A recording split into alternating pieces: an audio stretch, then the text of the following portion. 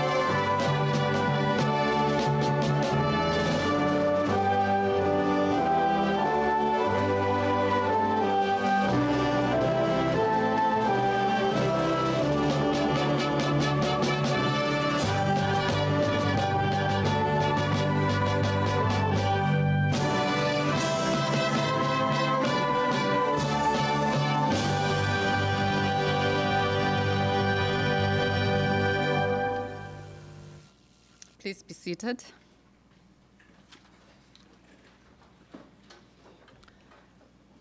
My name is Muriel Mafiko. I'm the Deputy Representative for the UNICEF Office for Eastern Caribbean area.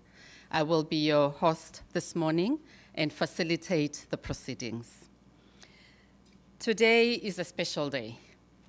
It's not every day that you have experts who are running disaster management in the region, together with experts who are managing protection services, social development services, together with experts who have been doing disaster management for decades. It is a rare occasion that brings us all together. Honorable Minister Edmund Hickson, it is a delight. And Grace Ann Cornwell, she might be in the crowd or still to come, but nevertheless, I would like to recognize our colleagues at OECS, who are also represented here by Ms. Yoshabel, who is here and has been with us since morning. OECS is a strategic partner for everyone. We work with OECS in many regards, so it is always a pleasure having you as well. Distinguished guests, this morning I had a chance to interact with all of you. You are coming from different places, different countries, with different experiences, and you are really the frontline people when it comes to disaster preparedness. It is a pleasure to have you. We appreciate you taking time to be part of this important meeting. To my colleagues in UNICEF, also from the Panama office and here in Barbados, it's a pleasure having you and would like to recognize your presence. Also in our midst, we have our colleagues from Belize. I know that usually in some of our regional meetings here, we do not have our colleagues from Belize. It's such a pleasure to have you here and for you to share your experiences with us. I would like to conclude the opening remarks or the welcoming of the delegates who are here by saying we are in a special moment. a moment which emphasizes the importance of working together. a moment which emphasizes the importance of multi-sectoral approach. So this is a significant milestone for all of us. And from UNICEF's side, it is really an honor and a pleasure to be involved in such a milestone. On this note, let me take this opportunity to welcome to the podium Mr. Ronald Jackson to give his welcome address.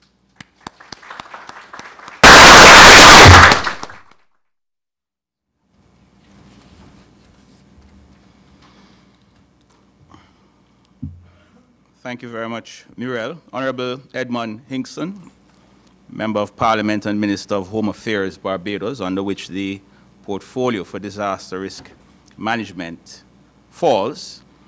Mr. Hervé Ludovic, Senior Caribbean Coordinator, Office of Regional Director, UNICEF, the LACRO region based in Panama. Dr. Alois. Alois, I always struggle with trying to pronounce your last name. So I'm just going to refer to you as Alois. We've grown to be good friends over the time of your stewardship here. You're head of the Office for Eastern Caribbean area here in Barbados.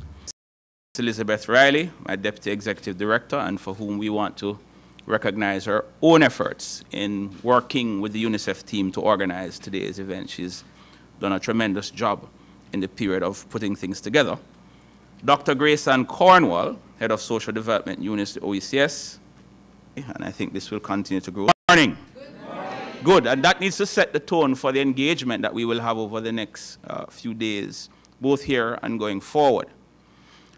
This is certainly a very important event for me, not simply because we have a long history of working with UNICEF, but I think if I go back to my own time, starting out in the field of disaster risk management, I came to the job after what was called the Portland floods in East Jamaica. And one of the key things that came out of our experiences there was the need for us to look at children and pregnant mothers in these kinds of contexts.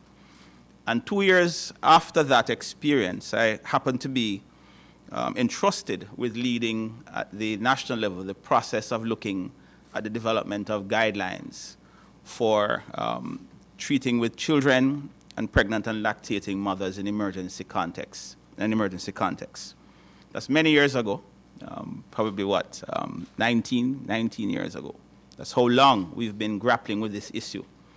And so this exercise today represents for me a very important further step in really looking at where we've come, what are the lessons we've learned, and what we need to do to improve in that regard. And so in that regard, I'm very happy to be partnering with UNICEF on this endeavor, but more importantly, we have also the opportunity to sign an MOU with UNICEF Panama that has been long in the making. Right? That I can tell you dates back to my own coming to this table as the head of CDEMA, where we reached out to our UN colleagues in Panama very early in the day to negotiate and discuss ways in which we can collaborate in advancing a common agenda around building resilience. And so today represents that long journey of engagement, of negotiations, of finding the common space on which we could partner. And so we will be signing an MOU which demonstrates a formalization of a partnership built on mutual trust with our UNICEF colleagues.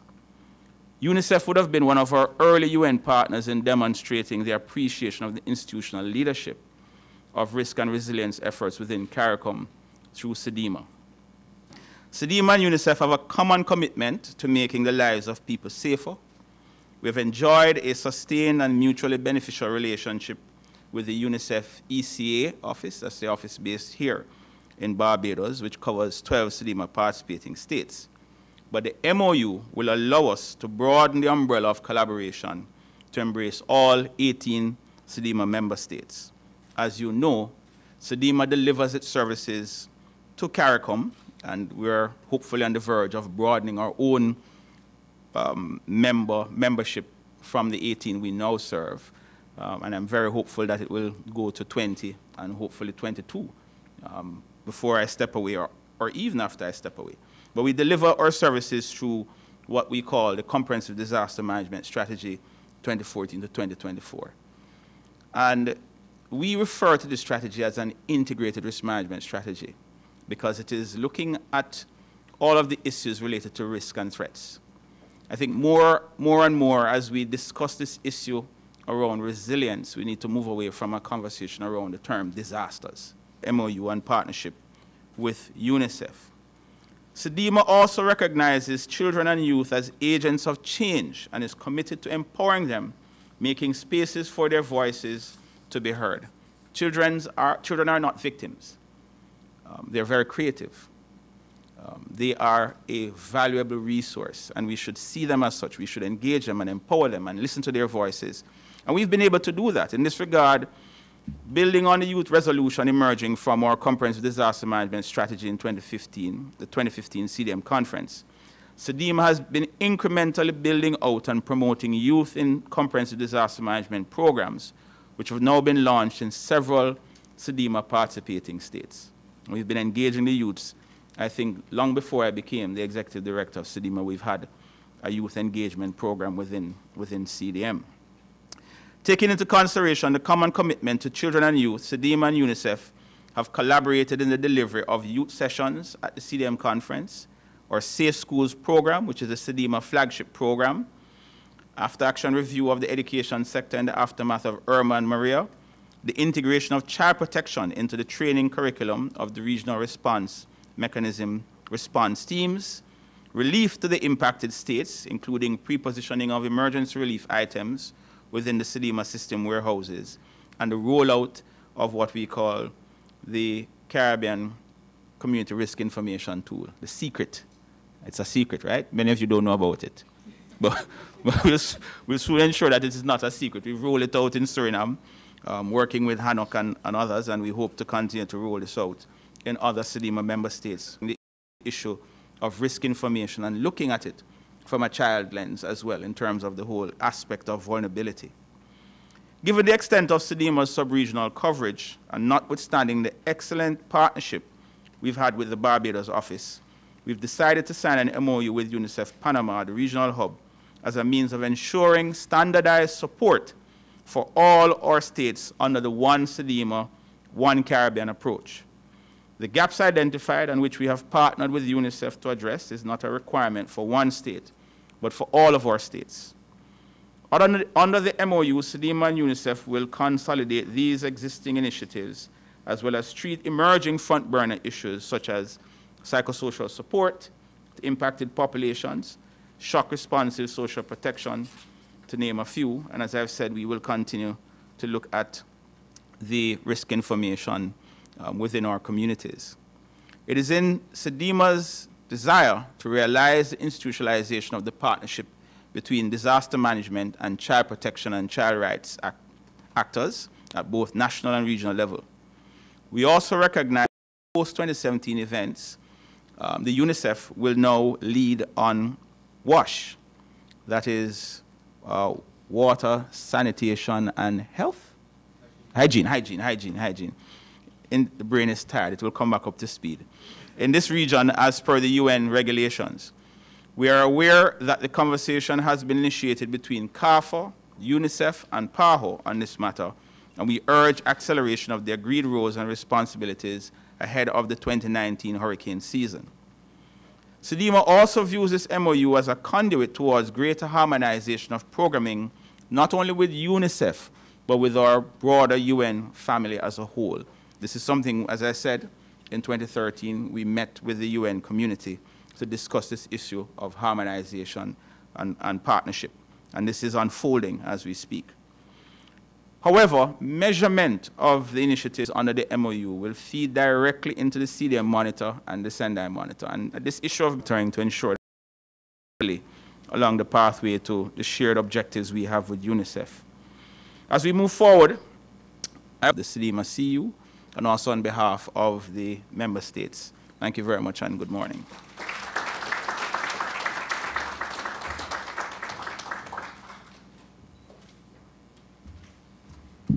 Thank you very much, Mr. Jackson, as always, for challenging us to move out of our comfort zone.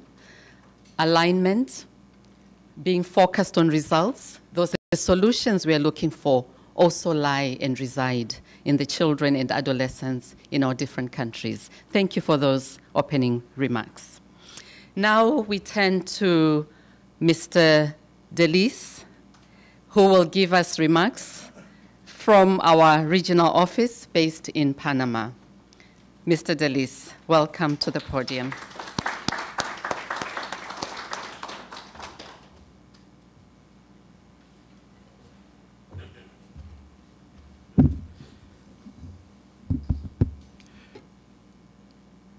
Honorable Edmund recalled the need to protect the earth for the children and to give every assistance to protect children and minimize the impact of natural disasters and environmental degradation on them.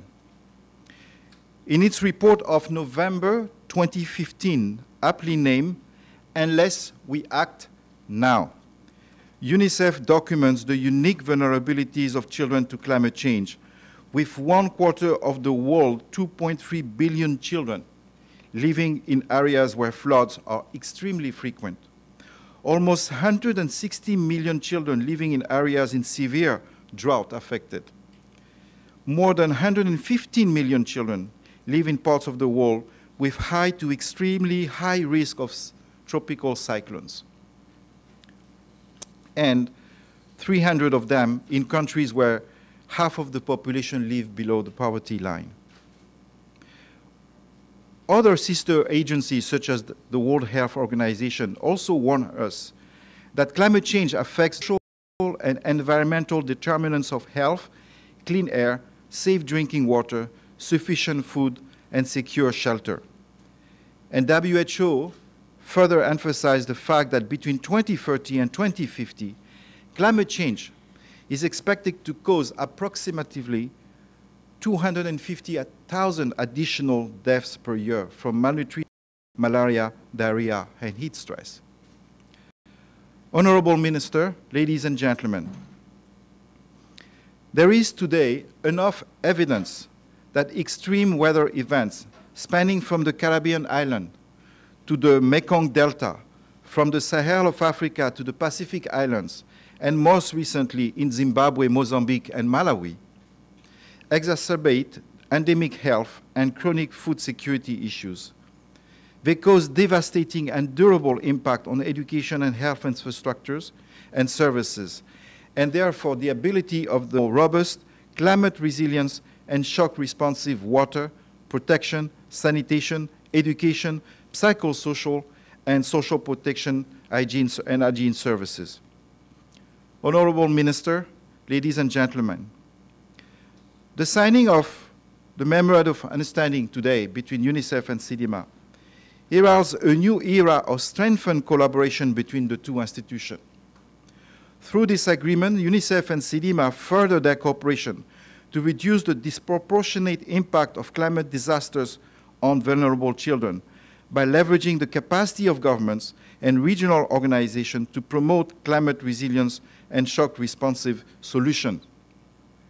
Building on the ongoing governmental efforts across the Caribbean to prepare and respond to hazards affecting children, today UNICEF is grateful to CDEMA for the opportunity to formalize years of constructive cooperation and commits to bring its global expertise and operational experience in support of CDEMA.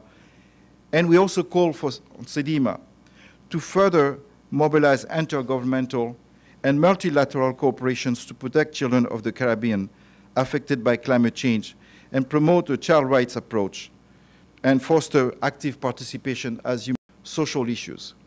In the country I come from, we have massive insecurity right now because we did not properly address the issue of climate change 30, 40 years ago. So addressing the issue of natural disaster and the impact of climate change goes beyond the most obvious solution. It has an impact on human security, and therefore, in long term, it has impact on state security and the ability of people to live together under this threat. I just wanted to share with you this very personal note about the importance of the work that you do and the importance of this moment where we signed this memorandum of understanding between UNICEF and CDEMA. I thank you very much for your kind attention.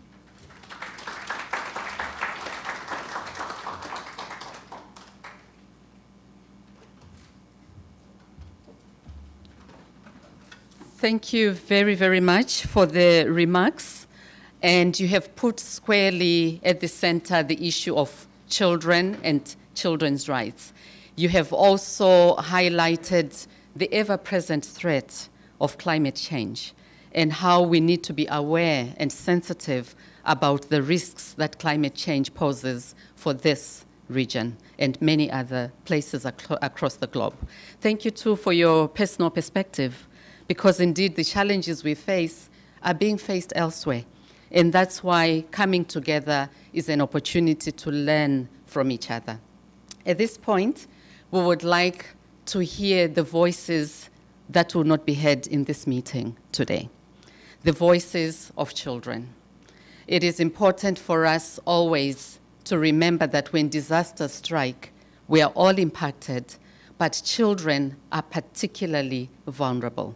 And so we invite you to follow the video that we are going to share, which captures the voices and experiences of children following Emma and Maria.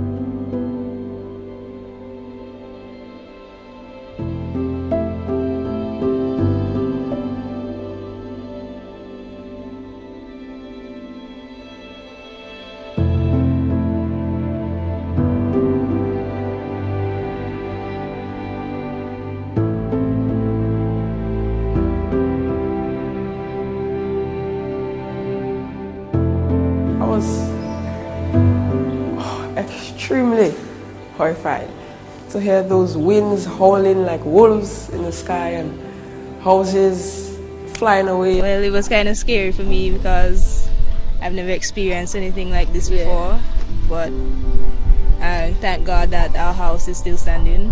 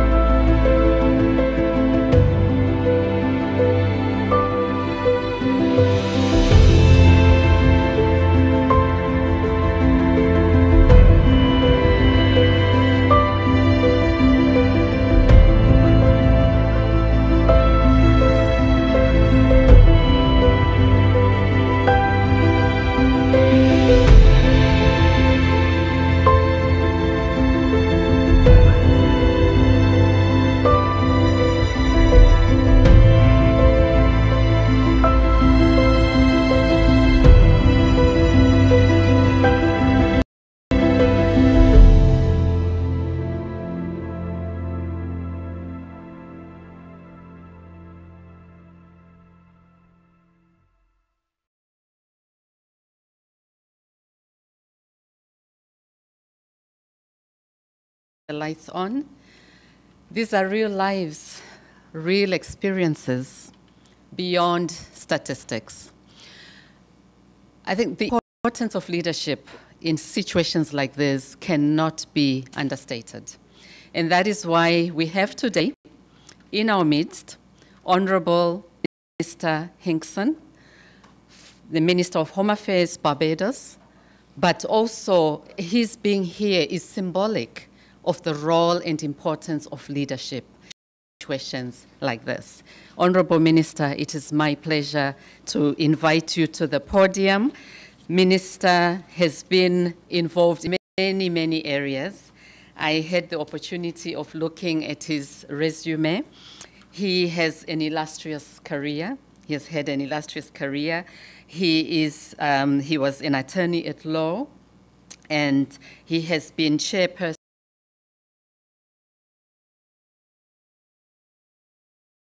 the Ministry of Home Affairs that is responsible for disaster management. Honorable Minister, it is my pleasure to welcome you to the podium.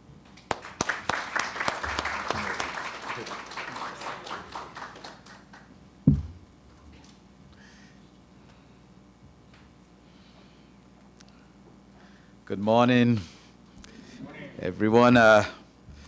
Mr. De Ludovic, Delays, and Dr. Aloy, I will take the clue from before and not attempt to pronounce the surname. Mr. Ronald Jackson, who we're in contact with on a very regular basis, and his deputy, Miss Elizabeth Riley, and Dr. On wards, of course, include children, especially children with disabilities, who you would have heard I have, committed a large part of my life to serving, and seeks to ensure the continuing access to social services for these most vulnerable persons. We all know that severe natural hazards affect millions of persons each year.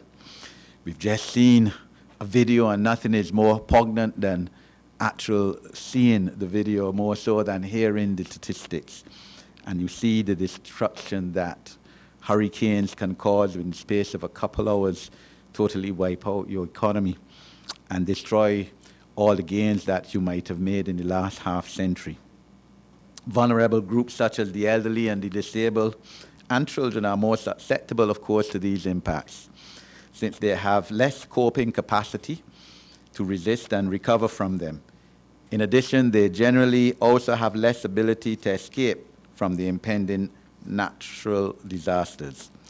There can be no doubt that severe hazards are extremely traumatic for children in particular, since their mental, their physical and emotional abilities are not fully developed. Also, their ability to deal with the trauma of destruction and displacement, even death, is limited. The latter eventuality will exacerbate the burden of the impact on them and ultimately influence their ability to cope. Children, however, though, have great capacity and resilience, and sometimes it is the children that lead by example. We still have a situation here in Barbados where a lot of adults are involved in illegal dumping in areas, in gullies, etc., which even further create problems for us in terms of disaster management.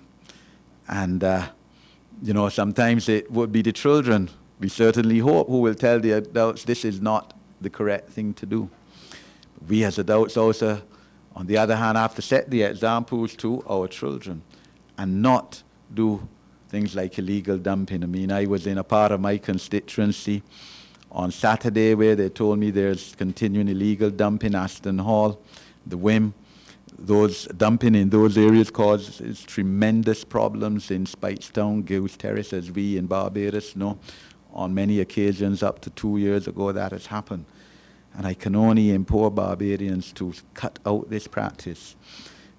We also, of course, have to think of our children in terms of ensuring our properties. We've made this call earlier this year, publicly, It's not too late. The hurricane season starts in less than 2 months' time to ensure that you have insurance over your properties, over those aspects which are difficult sometimes, impossible to replace. And the majority of Barbadians don't have property insurance.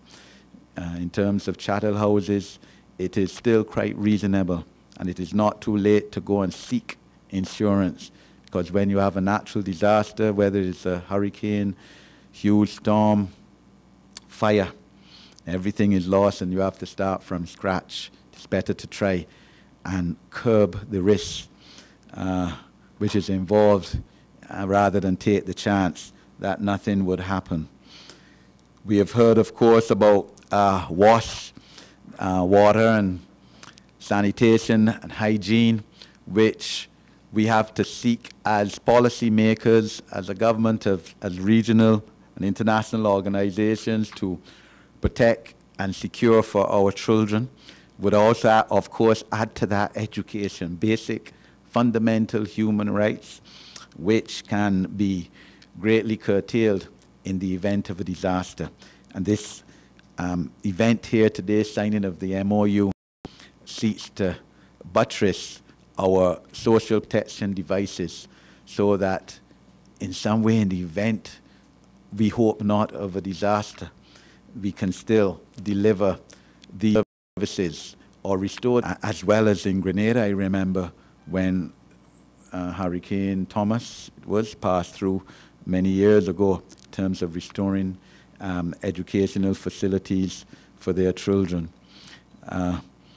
Such was the case also in British Virgin Islands in 2007, resulting in the education of children being placed on hold. Since many of the schools which survived the hurricane in good condition were used to house persons in the aftermath of the hurricane.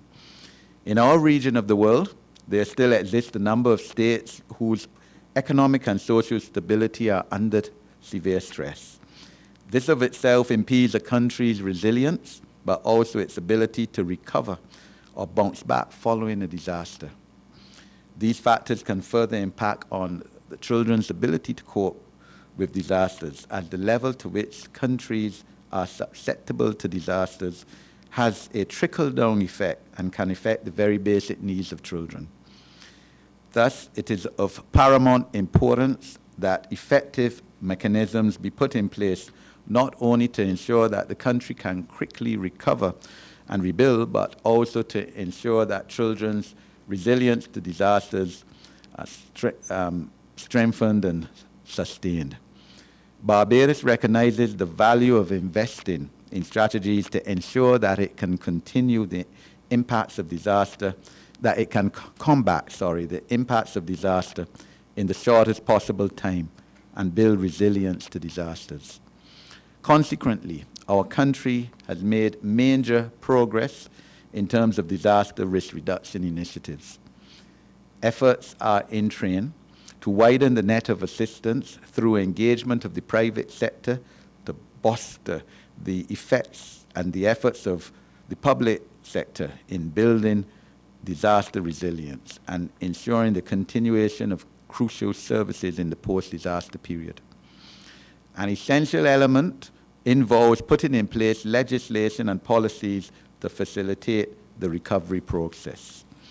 Furthermore, our government is in constant contact with the representatives of the private sector and the business community in the pursuit of our national goal to build capacity against and resilience to the adverse effects of national disasters. In addition to the establishment of a Vulnerable Persons Committee and the various public awareness campaigns, much more can be done to provide for our children in the event of a disaster. For instance, most of the legislation pertaining to children in Barbados does not specifically make mention of children and disasters. For example, the Protection of the Children Act, 1991, and the Prevention of Cruelty to Children Act, 1981, provide for the care and protection of children. However, they do not address the protection or needs of children during disasters. This is an area to be flagged for future action. We are, of course, though, a signatory to the Convention on the Rights of Children, which you would have heard mentioned just now, I believe 30 years this year, in terms of its coming into force by emergencies and climate change. Our island has taken the initiative to become a signatory to the Comprehensive Disaster Management Strategy. This is an all-inclusive policy which involves all levels of society at all phases of the disaster management cycle. This includes preparation, response, and recovery. Thus, it provides for the protection of children during all disasters and at all phases of the disaster cycle. At the national level, Barbados has enacted legislation such as the Emergency Management Act, which provides for the effective organization and management of disasters and other emergencies. That act speaks to vulnerable areas, critical infrastructure, and vulnerable persons. It makes provision for the director to recommend to the minister the category of vulnerable persons to be protected and authorizes the director to prepare for approval of the minister a draft order delimiting the categories of vulnerable persons. By inference and interpretation, this act provides adequate coverage for children. Part of our disaster preparation strategy in the ministry is ensuring that there is a full review of the vulnerable persons list on an annual basis so that special attention can be focused on them should we receive notification of a hazard or disaster. Another area of focus is the National Climate Change Policy Framework in 2014. You would have heard both speakers, of course, earlier speak towards the issue and the detrimental effects of climate change during contemporary times. This policy provides the foundation for a coordinated and holistic national approach to addressing the needs and concerns of all sectors with respect to the impact of climate change on the developmental aspirations of a country. Coupled with this is the National Sustainable Development Policy, which advocates the use of post-disaster assessments, risk assessments, and environmental impact assessments, as well as evaluation of the potential risks in the development control process. The Most Vulnerable Persons Committee is a National Assistance Board committee, which seeks to keep a record of the vulnerable persons in Barbados. It is tasked with the responsibility of relocating vulnerable persons to a safe location in the event of a natural disaster and to provide assistance to them during emergencies. Membership of this committee includes representatives from the Child Care Board, who is present here today, the Barbados Council for the Disabled. This committee is complementary to the Disaster and Social Relief Committee, which is one of the 15 standing committees of the Emergency Management Council. Caribbean states, because of our vulnerability as islands and our tourist-dependent economies, have come together on a number of projects to beef up our resilience. Such one is the project entitled Strengthening Resilience and Coping Capacities in the Caribbean through Integrated Early Warnings. This project seeks also to create an enabling environment which facilitates the adoption of the Common Alerting Protocol, which is aimed at reducing the vulnerability of communities facing multiple hazards. Two pilot communities, Sherman's in St. Lucie and Martins Bay in St. John, are equipped with early warning systems through the installation of hazard monitoring and rain gauge equipment to monitor landslides and flooding. This project was funded by the European Commission Humanitarian Aid Department Disaster Preparedness Program. A further project called Community-Based Early Warning System for Barbados had as its objective the improved awareness of natural disasters through enhanced public education and awareness building initiatives within the environs of Whole Town St. James. It also aims to reduce the vulnerability to natural disasters of that area through enhanced alerting of the environs of Whole Town and to enhance national capacities for public warning. This project was funded by the United States Agency for International Development, their Office of Foreign Disaster Assistance. In terms of community resilience, the establishment of the district emergency organizations across Barbados, and we are present seeking to buttress and give greater capacity to those organizations, which are the voluntary arm of the Department of Emergency Management.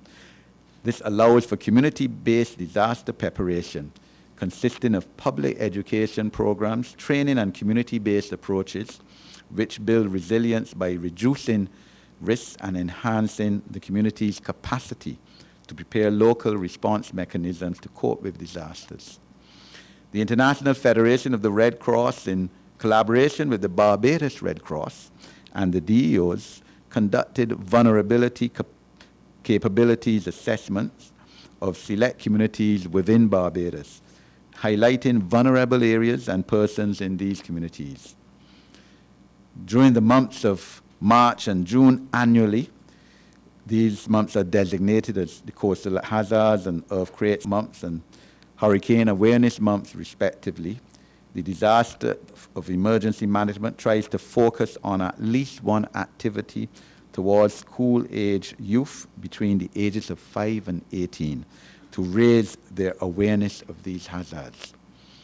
The Disaster Emergency Management Unit also collaborated with the University of the West Indies Seismic Research Center on several occasions to host school workshops to raise awareness of earthquakes and tsunami hazards among children of school age, of course.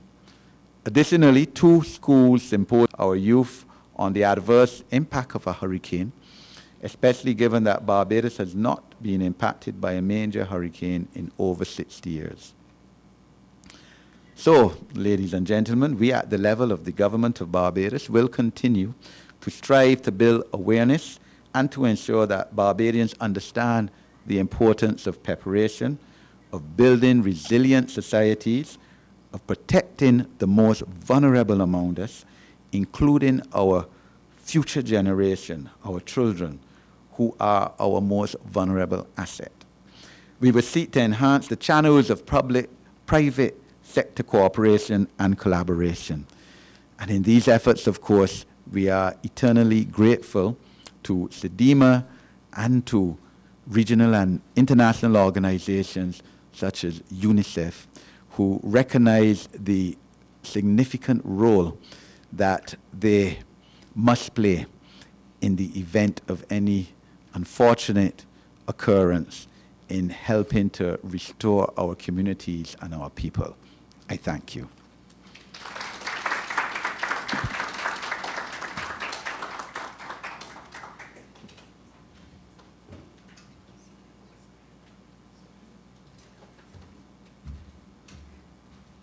Thank you very much, Honorable Minister, for sharing with us some of the initiatives that are happening in Barbados.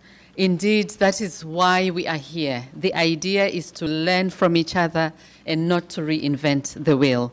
I think you also emphasize the issue of partnerships, public-private partnerships. We need to think differently. Who can we work with, and how can we leverage the capacity of the private sector in these areas? So thank you once again for your feature address, which touched on many aspects, which no doubt will provide a canvas for the discussions that are going to happen in the next day or so. At this juncture, we would like now to invite our representative from the Panama office, Mr. Hervé Ludovic Delis, as well as Mr. Ronald Jackson for the signing ceremony. I understand you're going to continue there, but they'll just set up a little bit. They need to set up the banners.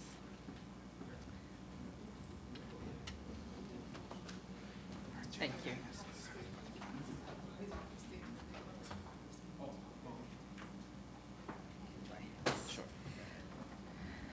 While they're setting up, it has already been mentioned that CDEMA and UNICEF have enjoyed a long history of partnership. The signing today is symbolic because indeed this is the 30th anniversary of the Convention on the Rights of the Child. So it is fitting that we are having this signing ceremony on the occasion of the commemoration of the 30th anniversary of the CRC.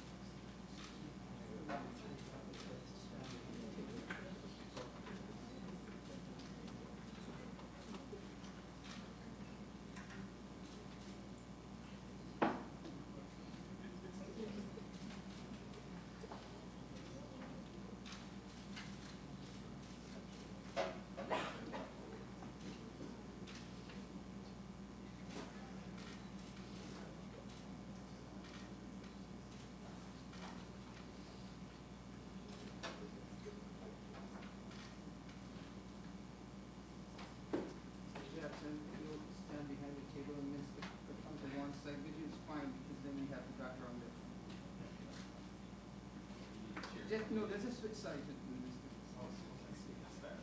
Yeah, that's fine, sir. That's fine. Yeah, just right there.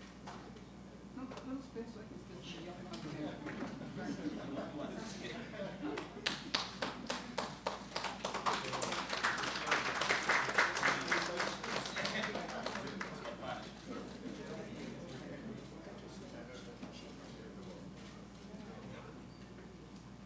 Thank you very much. Thank you, everyone, and once again.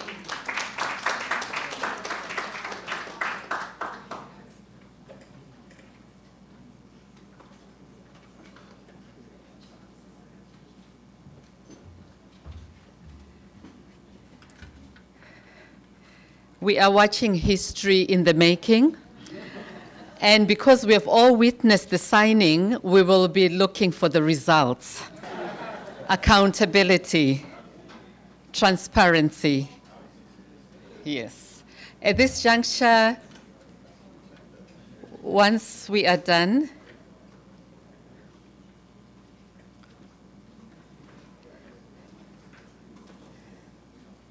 the previous speakers talked a lot about action. They talked about going beyond words. It's not about words, it's not about MOUs, it's about action. The next presentation is a presentation by St. Lucian Calypsonians who are calling us to act now.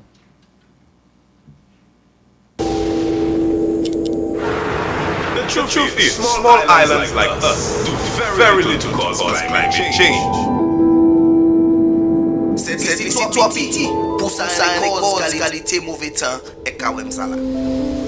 We are tiny with very little resources, but have to deal with big impacts from flooding, drought, food and water scarcity, loss of life and property. We have to adapt. That means we have to do things to put our house in order, to be better prepared, so that the impacts can be reduced and we can increase our chances of bouncing back as we continue to live at a time when the climate is changing. Point Dimanche, Jean St. Lucie. This is our call to every St. Lucian. Act now.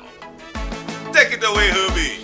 The buzzword round the world now is climate change. Yet still some people find it strange why they fuss about climate change. But sometimes we do not think before we act. Damage done and then we react to relieve climate change impact. We pollute the air we breathe in with smoke and smog. In rivers and streams we dispose plastics to clog. And then the rains came one day, floods washed everything away. Climate change, our greatest challenge today. Yo,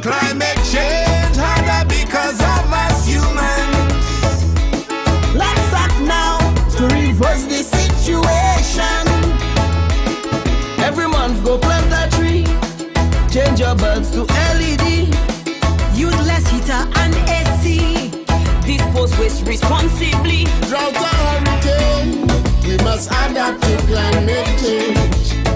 Whether sun or rain, people adapt to climate change.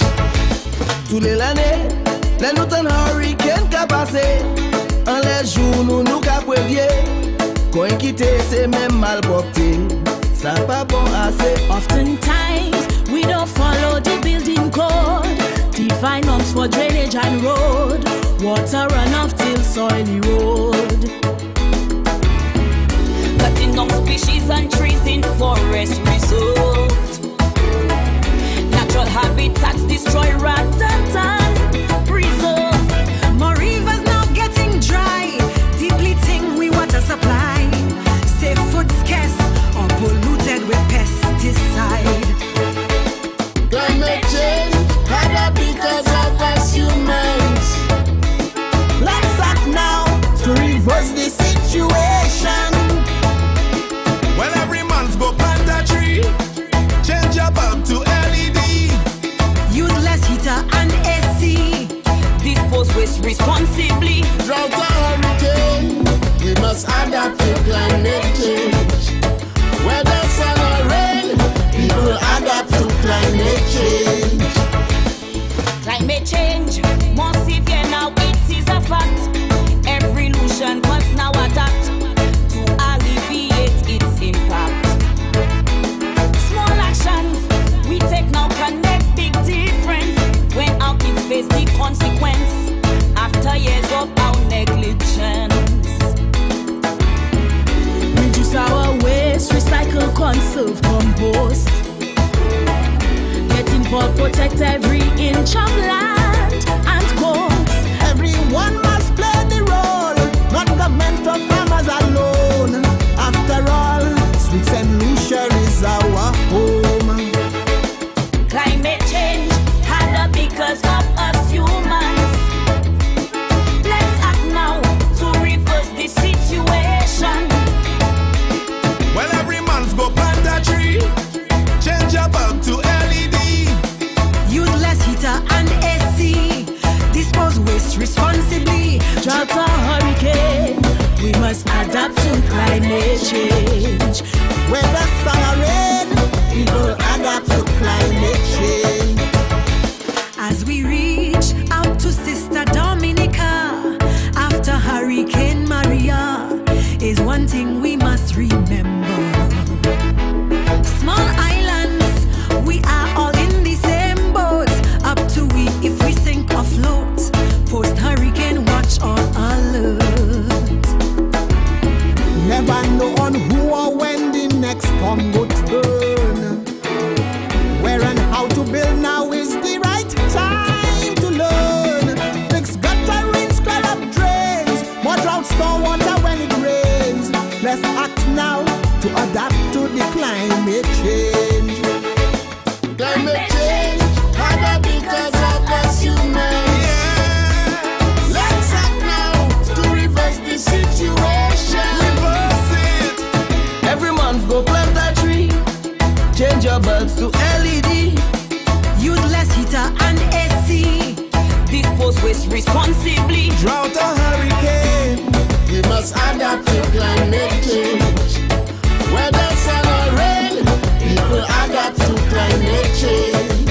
Adapt to climate change by planting trees, mulching and using drip irrigation and drought-tolerant species for landscaping and agriculture. Invest in retaining walls, rainwater harvesting, solar panels and energy-efficient appliances, proper ventilation to reduce reliance on air conditioning, and adhere to the building codes. The buzzword round the world now is climate change, yet still some people find it strange.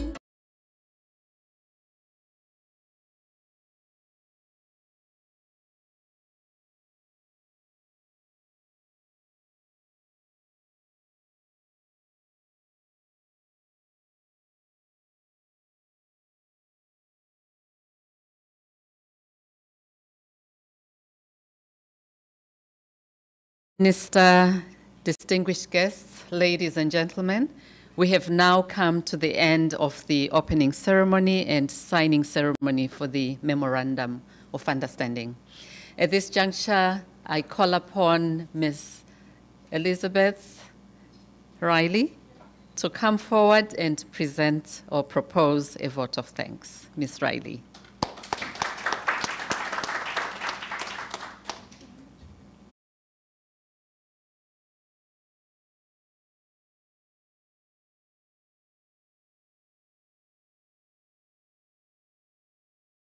First, allow me to express a deep appreciation to the Honourable Edmund Hinkson, Member of Parliament of the Government of Barbados and the Minister of Home Affairs, for his feature address.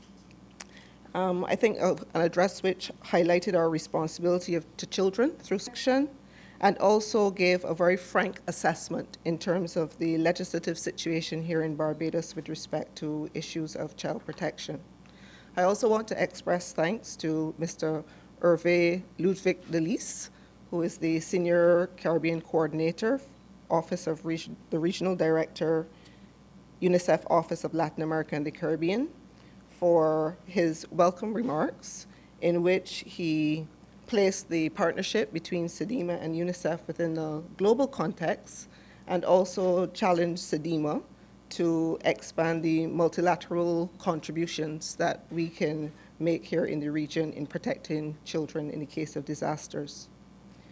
It is very easy for me to express thanks to my Executive Director, Mr. Ronald Jackson, for his usual excellent articulation of the strategic importance of the relationship between CDEMA and UNICEF and the importance of the future of our partnership. The UNICEF Office of the for the Eastern Caribbean area is ably led by Dr. Alois Kamuragai, and we wish to express thanks to the team at the ECA. I've had a bit more practice. I wish to express thanks to the team here at the ECA. Specific thanks will be extended to Ms. Muriel Mafiko for her usual eloquent chairmanship of today's proceedings. Also to the UNICEF communications team who are up front and also behind the scenes in making sure things flow smoothly. And a specific thanks to Ms. Risha Husbands, who is the program assistant for the Safety and Justice team, who played a leading role in coordinating today's proceedings. We also wish to extend thanks to the OECS Commission for their partnership in the delivery of today's event, to the team at the CDEMA Coordinating Unit, inclusive of our team in the Office of the Executive Director and the Communication team. Mr. Murray is here with us. To you, the members of the media, who we cannot function without. We really appreciate that you were able to participate today. And we also look forward to the messages that you will take forward in educating the population about what happened here today and why it is relevant towards them. And finally, a big thank you to you, the participants, for being able to participate in today's meeting. Many of you have traveled from a number of the Caribbean states, and we really look forward to the interactions in the workshop later on today. Thank you.